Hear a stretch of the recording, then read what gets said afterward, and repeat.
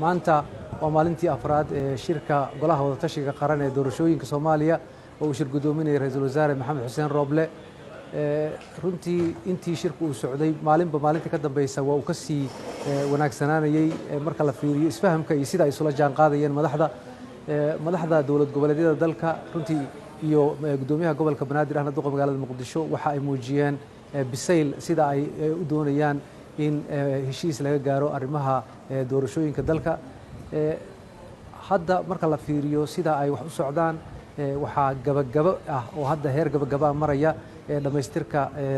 qodobada maaragtay ka soo bixi doona heshiiska la filayo in halka lagu saxiixo insha Allah sida qorshuhu yahayna waxaa la sameyn doonaa oo shir weyn oo arrimahaasi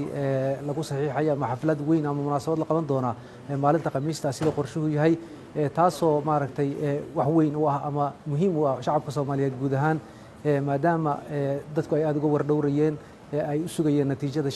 shirkan wuxuu ahaa maaragtay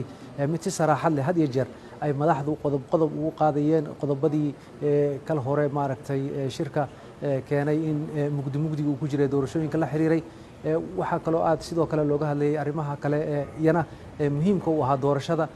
sida amniga doorashada dhammaantood qodobadaas oo dhan runtii sida muuqata aad baa la isula soo dhaweeyay waxaana la filayaa in maaragtay maalinta Khamiista haddii bedmo sidaan sheegay ay madaxdu heshiiska ama maaragtay ama natiijada ka soo baxday shirkaasi ay iclaamiyaan oo ay noqoto maalinta ugu dambaysa shirka marka la fiiriyo waqtiga juhdiga ay geliyeen madaxda wuxuu shaqaynaysay qaarkood habeen iyo maalin ra'iisul wasaaraha had iyo jeer xudun u ahaa wada hadaladana waxa uu ahaa qofka maaragtay